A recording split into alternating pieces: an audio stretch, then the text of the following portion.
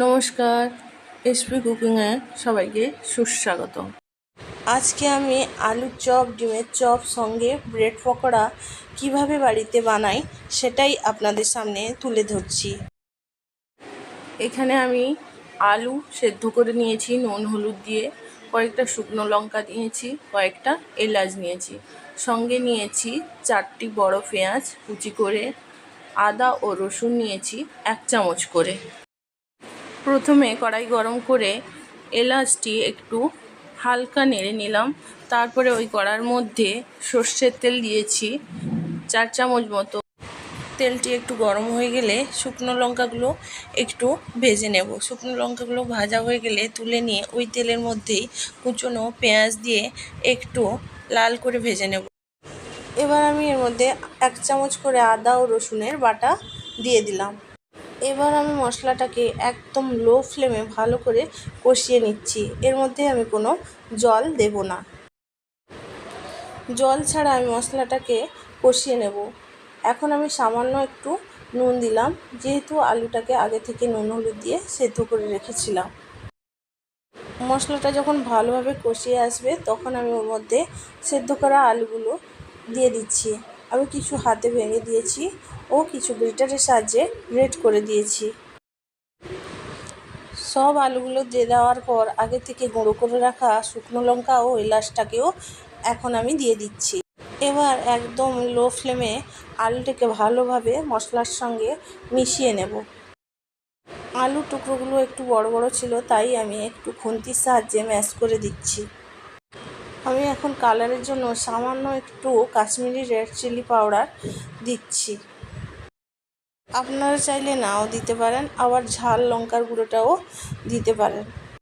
মশলাটি আমার সম্পূর্ণ কষা হয়ে গেছে, এবার আমি নামিয়ে নিচ্ছি। মশলাটি ঠান্ডা হতে থাক, আমি এখন চপের জন্য ব্যাটারটা রেডি করে নিচ্ছি। এখানে আমি 250 গ্রাম মতো বেসন নিয়েছি, সঙ্গে 1 চামচ নুন দিয়েছি ও হাফ চামচ বেকিং সোডা বা খাওয়ার সোডা দিয়েছি। এইভাবে একটু একটু জল দিয়ে ভালো করে ফেটিয়ে নিতে হবে। এর মধ্যে আমি 1 চামচ গরম তেল দিয়ে আবারও ভালো করে মিশিয়ে নিলাম। এতে করে তেলে ভাজাটা অনেকক্ষণ মুচমুচে থাকে। এবার আলুর মশলাটিকে আমি গোল গোল আকার করে নেব। কয়েকটা বানিয়ে নিয়েছি। আমি এখানে গোল করার পর একটু হাতের সাহায্যে চ্যাপ্টা চ্যাপ্টা করে নিয়েছি। আপনারা চাইলে গোল গোলও করে নিতে পারেন। এবারে ব্যাটারে ডুবিয়ে ডিপ ফ্রাই করে নেব।